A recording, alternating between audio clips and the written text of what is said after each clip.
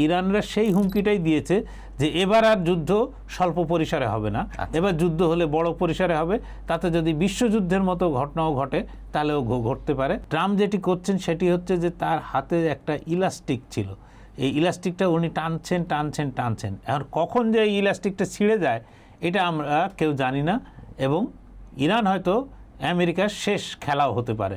ইউক্রেনকে আমেরিকা শুধু $67 বিলিয়ন অস্ত্র সহায়তা দিয়েছে এই সময়কালে। তো এই অস্ত্র তো তার ভান্ডার থেকে দিতে হয়েছে, সে তো টাকা দেয়নি। ইরান যদি ইউরোপে হামলা চালায়, চীন রাশিয়ার মতন পরাশক্তিগুলো কি ইরানের পাশেই থাকবে এরকমভাবে?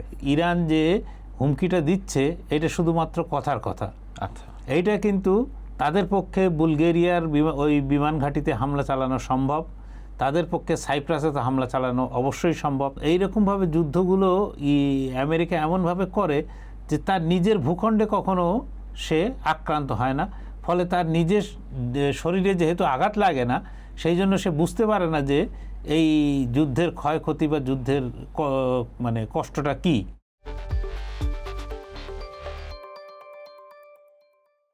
চর্চায় স্বাগতম। আমেরিকা যদি লাগাম না টানে তাহলে ইরান এবার ইউরোপে হামলা চালাবে বলে জানিয়েছে। ইউরোপে বলতে ইউরোপের যে আমেরিকান ঘাঁটিগুলো আছে সেগুলোতে হামলা চালাবে। সব মিলে ইরানের এখনকার যুদ্ধ পরিস্থিতি কি, আমেরিকা কি ভাবছে, আলোচনার কত দূর, এসব নিয়ে কথা বলবো। সঙ্গে আছেন চর্চার ব্যবস্থাপনা সম্পাদক সেলিম খান। সেলিম খান, আপনাকে স্বাগতম। একদম শুরুতেই সরাসরি চলে যায় যে ইরান নতুন করে ইউরোপে হামলা চালাতে পারে, ইউরোপে মার্কিন ঘাঁটিতে। আসলে তাহলে কি যুদ্ধক্ষেত্র বিস্তৃত হচ্ছে কিনা? ইরান যে কথাটি বলেছে এটি অনেকের কাছে বাগড়ম্বর বলে মনে হতে পারে, কিন্তু ইরানের সক্ষমতা কতটা এইটা সম্পর্কে কিন্তু কারোরই ধারণা ছিল না। বিশেষত 28 ফেব্রুয়ারির আগে কারো ধারণা ছিল না যে ইরান এভাবে টিকে থাকতে পারবে। ঠিক আছে, এটি একটি বড় ধরনের পরীক্ষা, এবং সেই পরীক্ষায় কিন্তু ইরান সসম্মানে উত্তীর্ণ হয়েছে, এবং উত্তীর্ণ শুধু হয়নি, সে এখন কিন্তু মানে যদি বলি মার্কিন এবং ইসরায়েলি শক্তির বিরুদ্ধে ইরান কিন্তু এখন আপার হ্যান্ডে, সে কিন্তু হরমুজ প্রণালী কিন্তু এখনও পর্যন্ত খুলতে পারেনি। তো এই যে আপনি বললেন যে ইউরোপে হামলা চালানোর এই কথাটা কিন্তু আমরা কেউ নিজ থেকে নিজস্ব মস্তিষ্ক প্রসূত কোনো বিষয় না। এই জিনিসটি গত কয়েকদিন আগে থেকে রিপোর্ট করেছে আপনার লন্ডনের ফিনান্সিয়াল টাইমস কিন্তু একটি বিখ্যাত পত্রিকা, এবং এটি যে কোনো এই ধরনের আজগুবি খবর কিন্তু তারা ছড়ায় না। আচ্ছা, তারা দাবি করছে যে ইরানের যারা শীর্ষ কর্মকর্তা, সেই রকম মানে তারা সেনা কর্মকর্তা কথাটা হয়তো উল্লেখ করেনি, কিন্তু সেনা কর্মকর্তাই তাদেরকে সূত্র ধরে এরকম দুটো সূত্রের কাছে তারা নিশ্চিত হয়েছে যে তারা দাবি করেছেন যে যুক্তরাষ্ট্র যদি এই ইউরোপের কোনো ঘাঁটি ব্যবহার করে ইরানের উপর হামলা চালায় তাহলে ইউরোপের সেই ঘাঁটিগুলো তাদের লেজিটিমেট বা বৈধ আক্রমণের জন্য বৈধ লক্ষ্য হিসাবে পরিগণিত হবে। এখন আপনার ইউরোপে হামলা চালানো, ইউরোপ কিন্তু শুরু তুরস্কের পর থেকে, বা তুরস্ক থেকেই বলা যায় যে ইউরোপের শুরু। ফলে ইউরোপ মানে যে একেবারে ফিনল্যান্ড বা সেটা কিন্তু না। ইউরোপ এই এশিয়ার পরেই কিন্তু ইউরোপের শুরু। তো ইউরোপের শুরু যেখান থেকে, সেখানে যে ঘাঁটিগুলো আছে সেই পর্যন্ত ইরানের ক্ষেপণাস্ত্র পৌঁছাতে পারে কিনা এটা একটা প্রশ্ন। এখন কোথায় এই আক্রমণগুলো হতে পারে? এই আক্রমণের মধ্যে হতে পারে একটা হচ্ছে যে বুলগেরিয়ায় যে তাদের যে বিমান ঘাঁটি আছে বেজমি, সেই বেজমি বিমান ঘাঁটিতে কিন্তু রিফুয়েলিং মানে মার্কিন বিমানে যদি তেল কম পড়ে যায়, জ্বালানি কম পড়ে যায়, তাহলে সে ওই বেজমি বিমান ঘাঁটি থেকে তেল ভরতে পারবে এবং জ্বালানি নিয়ে সে কিন্তু ইরানের উপর হামলা চালাতে পারবে। আচ্ছা, আর একটা হচ্ছে যে সাইপ্রাসে একটি ঘাঁটি আছে, যে ঘাঁটির যেটা মূলত ব্রিটিশদের, এবং ব্রিটিশরা মার্কিনীদের অনুমতি দিয়ে রেখেছে যে তারা এই ঘাঁটি ব্যবহার করে হামলা চালাতে পারবে ইরানে। এবং ইরানকে কিন্তু এর আগে ইরানের পক্ষ থেকে সাইপ্রাসে হামলা চালানো হয়েছে বলে একটা অভিযোগ উঠেছিল, সেই অভিযোগ তখন ইরান অস্বীকার করে যে তারা হামলা চালায়নি। এখন যে একটা আপনার যে ইয়ের কথা বলা হচ্ছে যে এই যে দূরত্ব, ইরান তার প্রতিবেশী দেশগুলোর যখন যুদ্ধ শুরু হয় তখন তার প্রতিবেশী দেশগুলোর যে মার্কিন স্থাপনা আছে, যে মার্কিন ঘাঁটি আছে, সেখানে হামলা চালিয়েছিল। সেখান থেকে তার দূরত্ব কিন্তু খুব বেশি দূর না, ফলে হামলা চালানোটা সহজ ছিল। এমনকি ইরান যে ইসরায়েলে এত নিখুঁতভাবে হামলা চালাতে পারবে এইটাও কিন্তু অনেকে কল্পনা করেননি। ফলে এখন এটা ভাবার কোনো কারণ নেই যে ইরান যে হুমকিটা দিচ্ছে এটা শুধুমাত্র কথার কথা। আচ্ছা, এইটা কিন্তু তাদের পক্ষে বুলগেরিয়ার ওই বিমান ঘাঁটিতে হামলা চালানো সম্ভব, তাদের পক্ষে সাইপ্রাসে তো হামলা চালানো অবশ্যই সম্ভব। তাদের ড্রোন এবং ক্ষেপণাস্ত্র, তাদের ক্ষেপণাস্ত্রের পাল্লা 4000 কিলোমিটারের উপরে বলে বলা হচ্ছে। যেরকম তার একটি উদাহরণ কি, যে ভারত মহাসাগরে দিয়াগো গার্সিয়া বলে একটি দ্বীপ আছে, সেই দ্বীপটি মূলত ব্রিটিশ এবং মার্কিনদের যৌথ ঘাঁটি বলে বিবেচিত হয়। সেই দিয়াগো গার্সিয়াতে একটা হামলা চালানো হয়েছিল। সেই সময় অবশ্য সে একইভাবে ইরান অস্বীকার করেছিল যে তারা দিয়াগো গার্সিয়াতে কোনো হামলা চালায়নি। কিন্তু যদি এটা হয়ে থাকে যে ইরান হামলা চালিয়েছিল, তার মানে ইরান থেকে দিয়াগো গার্সিয়ার দূরত্ব হচ্ছে 4000 কিলোমিটার। তার 4000 কিলোমিটার দূরে ইরানের হামলা চালানোর সক্ষমতা আছে।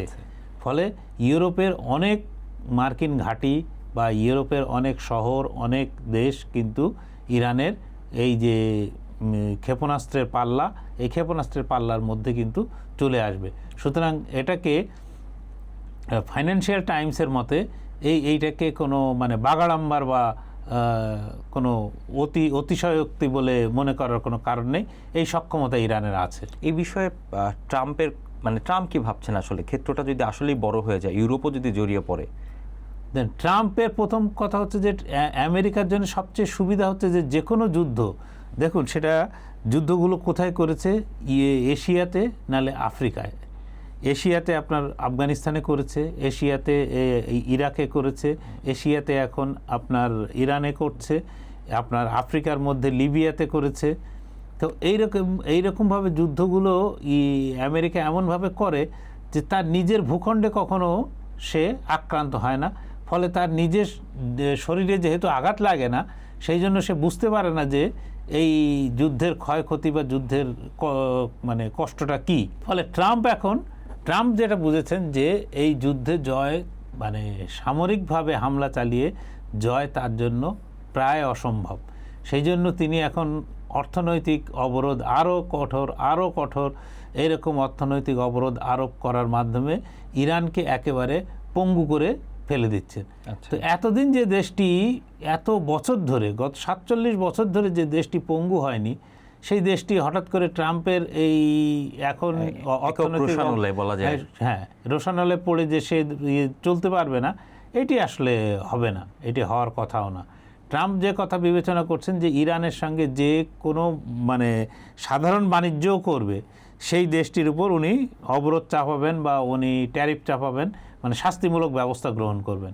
এই শাস্তিমূলক ব্যবস্থাতে ওই অন্য দেশগুলো কতটা মানবে, কতটা এই আস্তে আস্তে ট্রাম্প যেটি করছেন সেটি হচ্ছে যে তার হাতে একটা ইলাস্টিক ছিল, এই ইলাস্টিকটা উনি টানছেন। এখন কখন যে এই ইলাস্টিকটা ছিঁড়ে যায় এটা আমরা কেউ জানি না, এবং ইরান হয়তো আমেরিকার শেষ খেলাও হতে পারে, যে যেখান থেকে আমেরিকার মানে যে বিশাল সাম্রাজ্য, সেই সাম্রাজ্যের পতনের শুরুটাও হতে পারে। আমরা ইরান আমেরিকার মধ্যে বাস্তবিক অর্থে ওইভাবে কোনো স্থায়ী চুক্তি আমরা দেখিনি। আপনার কাছে কি মনে হয় এই যুদ্ধটা কি আবার পূর্ণ মাত্রা পেতে পারে আমেরিকার সঙ্গে ইরানের? আমেরিকার সঙ্গে ইরানের যুদ্ধের পূর্ণ মাত্রা কিন্তু এখনো চলছে, হয়তো ওর উপরে হামলা চালাচ্ছে না, কিন্তু সেই অর্থে কিন্তু যখন আপনি একটা যুদ্ধ চলমান ছিল, সেই যুদ্ধের মাঝখানে একটা যুদ্ধবিরতি হয়েছে, সেই যুদ্ধবিরতির সময়সীমা শেষ হয়েছে, বা দুই পক্ষ যে যুদ্ধবিরতির একটা সমঝোতা স্মারক হয়েছিল সেটিকে দুই পক্ষই খারিজ করে দিয়েছে, এইরকম একটা পরিস্থিতি যখন আছে তখন কিন্তু ধরেই নিতে হবে যে দুই পক্ষের মধ্যে যুদ্ধ চলমান অবস্থায় আছে।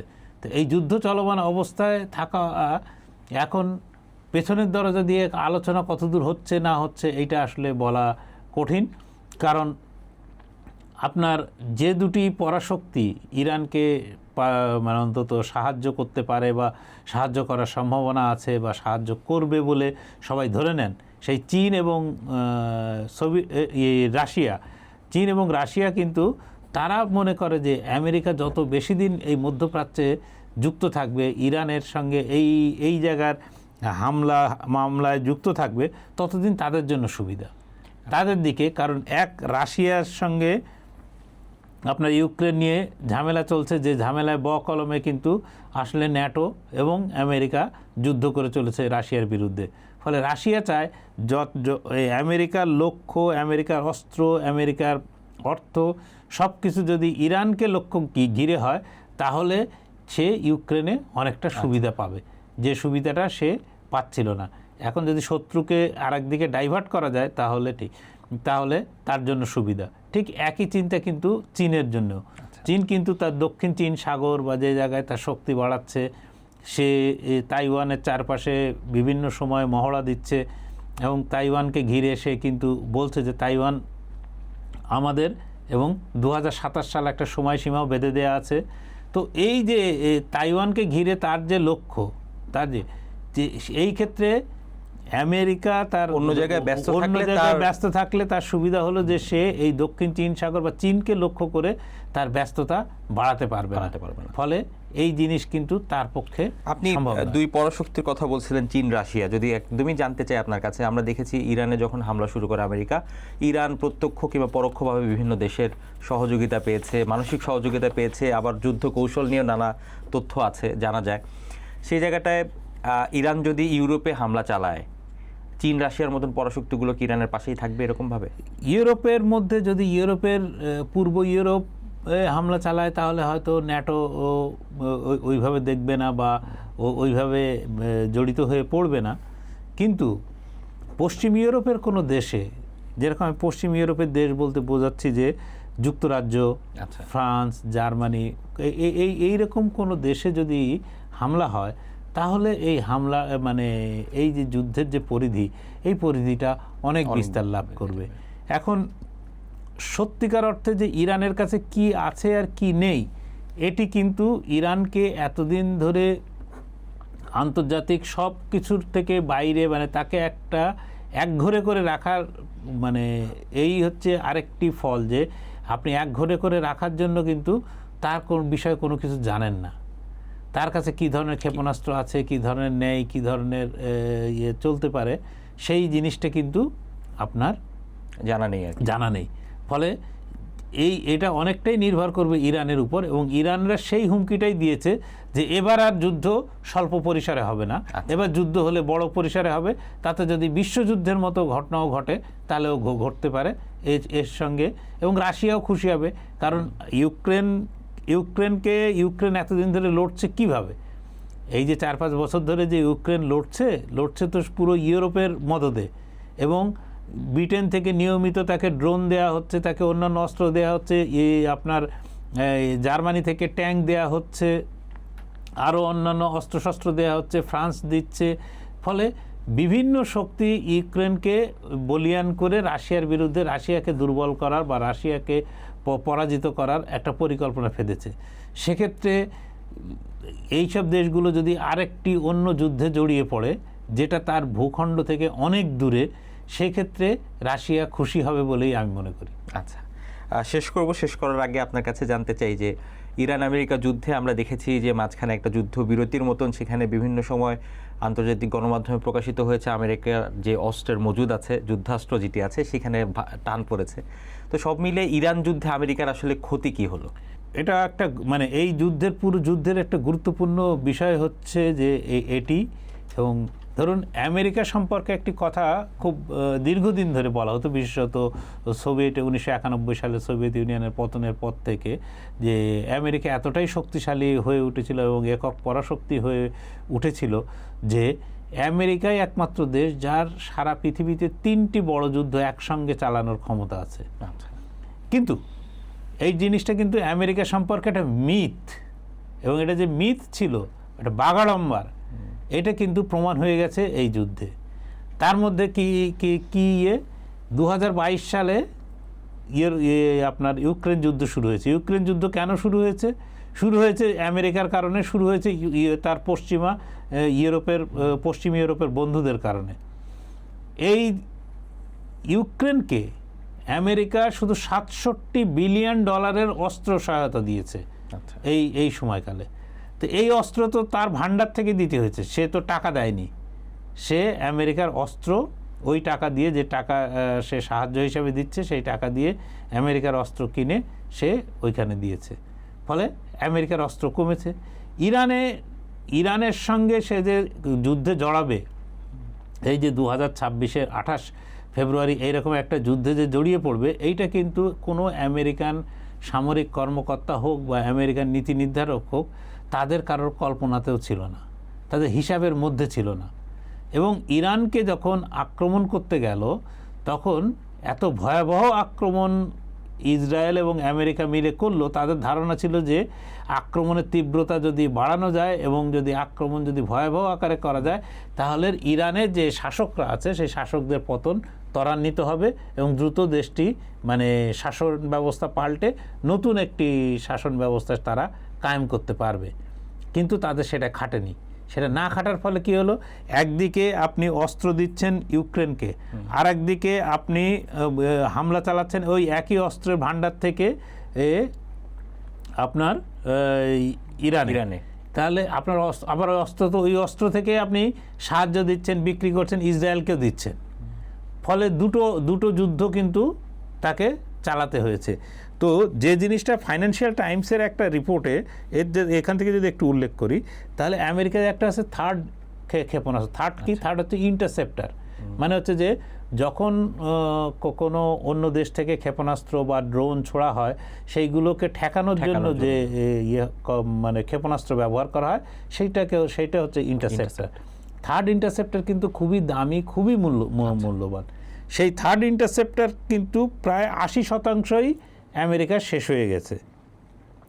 প্যাট্রিয়ট ক্ষেপণাস্ত্র, যেটা তারা বিভিন্ন সময় এই যে প্যাট্রিয়টও একটা ইন্টারসেপ্টার। আচ্ছা, এই প্যাট্রিয়ট ইন্টারসেপ্টারের 50% নেই। তারপরে আমেরিকার বাহিনীর যে জিনিসটা আমরা ইরাক যুদ্ধের সময় বা সময় আফগান যুদ্ধের সময় খুব কথা, যে টমাহক ক্রুজ মিসাইল, আর মানে এই জায়গায় মানে হামলা চালিয়েছে, ওই জায়গায় হামলা চালিয়েছে, সে কি বলে একেবারে পর্বতের গুহার মধ্যে গিয়ে সেখানে এই মানে ঠিক লক্ষ্যবস্তুতে হামলা চালিয়েছে, এইরকম জিনিস। সেই টমাহকের পর্যন্ত উৎপাদন পর্যন্ত 50% কমেছে। এই 50% কমার কারণে এখন আমেরিকার বাহিনীর মানে অস্ত্র মজুতের সংখ্যা, তাদের কিন্তু প্রত্যেকেই বলছে যে অস্ত্র তাদের কাছে মজুত আছে বা যে অস্ত্রের পরিমাণ এখন আছে, সেটা নিয়ে নতুন করে ইরানের সঙ্গে বিপুল বিক্রমে লড়াইয়ে ঝাঁপিয়ে পড়াটা তাদের পক্ষে সম্ভব না। এখন তারা আবার দ্বিতীয় আরেকটি বিষয় হলো যে এই অস্ত্র রাতারাতি তৈরি করা সম্ভব না। আমেরিকার যে প্রতিরক্ষা শিল্প, সেই প্রতিরক্ষা শিল্প কিন্তু বেসরকারি খাতের উপর নির্ভর করে। আচ্ছা, সেই বেসরকারি খাতের যতক্ষণ না পর্যন্ত তাদেরকে পয়সা দেওয়া হয়, ততক্ষণ পর্যন্ত তারা উৎপাদন শুরু করে না। আমেরিকা শুধু ইরান যুদ্ধের জন্য কংগ্রেসের কাছে, আমেরিকার প্রেসিডেন্ট কংগ্রেসের কাছে 71 থেকে 73 বিলিয়ন ডলার চেয়েছেন। এই ডলার পেলে সেই ডলার দিয়ে ব্যয় করে নতুন অস্ত্রশস্ত্র তৈরি হবে, নতুন অস্ত্র, সেটা তার জন্য বহু সময় লাগবে। সময়ের ব্যাপার। এই আপনার যে ফাইন্যান্সিয়াল টাইমসের যিনি লিখেছেন, তার বক্তব্য হচ্ছে যে এই আমেরিকায় যে যুদ্ধ ও অস্ত্রের যে ঘাটতি দেখা দিয়েছে, এই ঘাটতি পূরণ করতে আমেরিকার বহুদিন সময় লাগবে। কারণ আমেরিকা সারা বিশ্ব শাসন করে বেড়ায়, তার অস্ত্র লাগে। ওদিকে চীনকে দাবিয়ে রাখতে গেলে যে জিনিসটা লাগবে, সেখানে তার অস্ত্র লাগবে। তার জাপানে ঘাঁটি আছে, তার দক্ষিণ কোরিয়ায় ঘাঁটি আছে, তার অস্ট্রেলিয়ার ওদিকে তার ঘাঁটি আছে। ইউরোপ এবং আফ্রিকার কথা তো বাদই দিলাম, ইউরোপ, আফ্রিকা, মধ্যপ্রাচ্য, এশিয়া, মানে এইসব অংশ বাদ দিলাম। তো এতগুলো ঘাঁটিকে যদি তার পূর্ণ মাত্রায় যুদ্ধাস্ত্র মজুত রাখতে হয়, তাহলে যুদ্ধাস্ত্রের পরিমাণও বিপুল হতে হবে। এই বিপুল পরিমাণ যুদ্ধাস্ত্র তার কাছে এই মুহূর্তে নেই। অস্ত্রের ব্যবসা সব মিলিয়ে হ্যাঁ, অস্ত্রের ব্যবসা, সেই অস্ত্রের ব্যবসা যদি বাদও দেন, আপনি অন্যকে অস্ত্র বিক্রি করবে না। হ্যাঁ, অস্ত্রকে বিক্রি না করলে তো ইসরায়েল শুনবে না, ফলে ইসরায়েলকে তাকে দিতেই হচ্ছে। ফলে আমেরিকা এমন একটি জায়গায় এসেছে যে সে যে একাধিক যুদ্ধ চালাতে পারে, এটা যেমন একটা বাগাড়ম্বর, তেমনি আমেরিকা যে মহাশক্তিশালী, সেই মহাশক্তিশালী দেশ, অবশ্যই শক্তিশালী, কোনো সন্দেহ নেই, পৃথিবীর এই মুহূর্তে সবচেয়ে শক্তিশালী দেশের মধ্যে একদম প্রথম সারিতেই হয়তো আমেরিকাই আছে, কিন্তু যে কোনো জিনিসকে জয় করার শক্তিতে আমেরিকা কিন্তু নেই। সেটা আমরা ইরান যুদ্ধে এবং সবশেষ দেখলাম। ইরান যুদ্ধে ইরান প্রমাণ করে দিয়েছে যে অনেক কম লোকবল, অনেক কম শক্তিশালী অস্ত্র নিয়েও কিন্তু কোনো টিকে বড় থাকা যায় যুদ্ধের কোনো মধ্যে। বড় ও শত্রুর পক্ষে কিন্তু লড়াই করা যায়, লড়াই চালানো যায়। এটা কিন্তু আমেরিকাকে এই শিক্ষা দিয়েছে যে রাশিয়া বা চীনের সঙ্গে সরাসরি তার কোনো সংঘাতে গেলে তার পরিণতি খুব ভালো হবে না, সেটা আমেরিকা পক্ষে মানে টানাও খুব কঠিন হবে, সে এটা চালাতে পারবে না। ধন্যবাদ সেলিম খান। দর্শক, এখন এ পর্যন্তই।